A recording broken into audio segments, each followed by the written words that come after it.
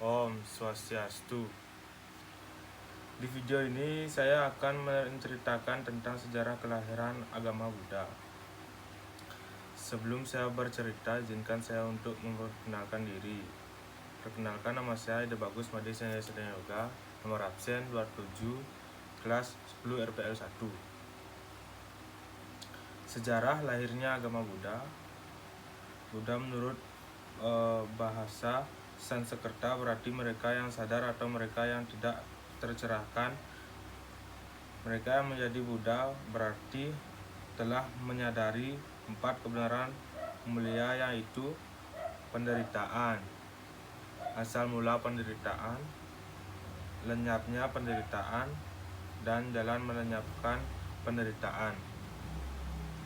4 kebenaran ini menjadi pilar dalam ajaran agama Buddha karena tujuan agama Buddha adalah membebaskan manusia dari lingkaran sengsara atau penderitaan untuk mencapai nirvana. Akhirnya agama Buddha tak bisa dilepaskan dari kehidupan seorang Siddhartha Gautama. Siddhartha Gautama adalah pangeran dari suku Sakya Kapilawastu yang kini berlokasi di negara Nepal.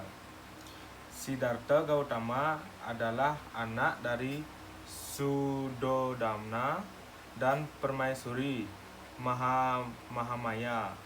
Pangeran Siddhartha menikah dengan putri Yasodhara pada usia 16 tahun dan dikaruniai anak bernama Rahula yang artinya adalah ikatan. Siddhartha lahir di Taman Lumbini Kapilawastu pada tahun 623 sebelum Masehi. Siddhartha diramalkan oleh para pertapa di bawah pemimpinan Asita Kalderata akan menjadi Cakrawarti atau raja dari segala raja di dunia. Hanya pertapa Kondana yang dengan tegas meramalkan bahwa pangeran kelak akan menjadi seorang Buddha. Para pertapa pun menjelaskan Siddhartha tidak akan menjadi seorang Buddha jika ia tidak melihat 4 macam peristiwa. 4 macam peristiwa itu adalah orang tua, orang sakit, orang mati, dan seorang pertapa.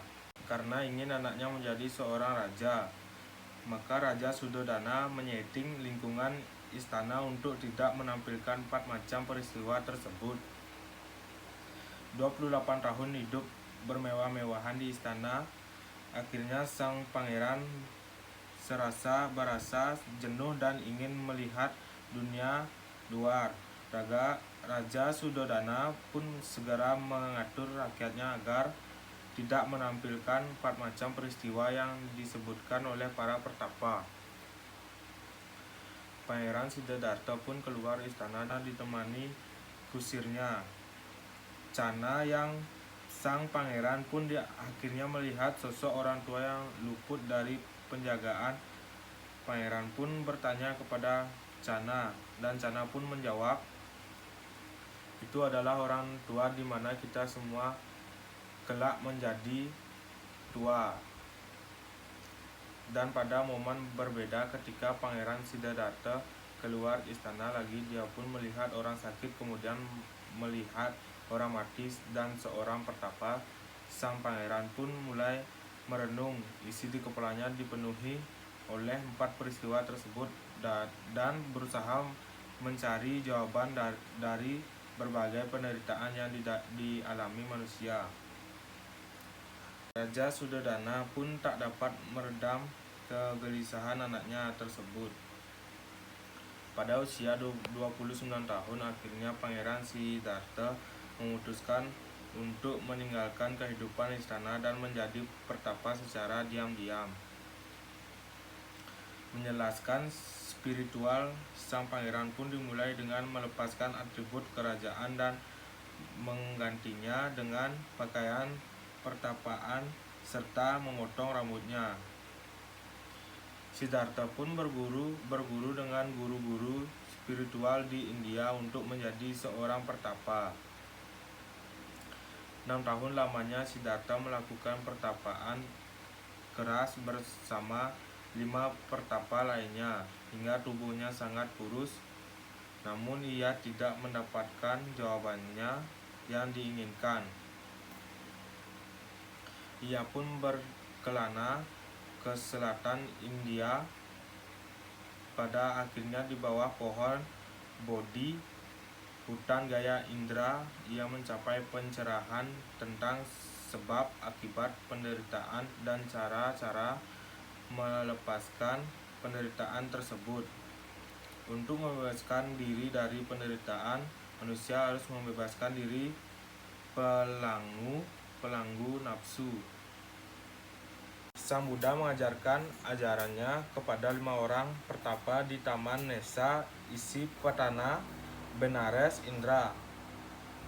Selama 35 tahun, Buddha Gautama membabarkan Dhamma, dan tepat di usia 80 tahun, Buddha Gautama wafat dan mencapai nirvana atau Mahaparibana di hutan Salakusinara, India.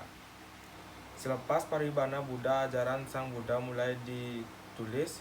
Kitab agama Buddha yaitu Tripitaka, yang berarti adalah 3 keranjang. Kitab Tripitaka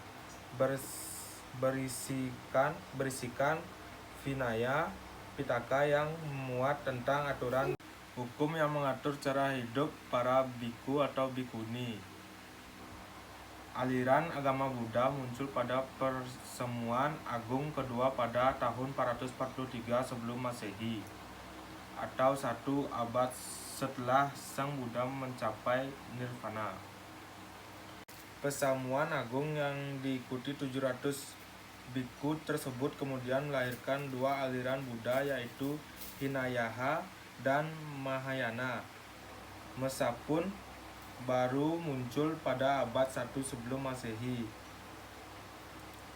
Demikian bahasan singkat mengenai sejarah lahirnya agama Buddha. Saya tutup dengan Parama Santi. Om Santi, Santi, Santi, Om.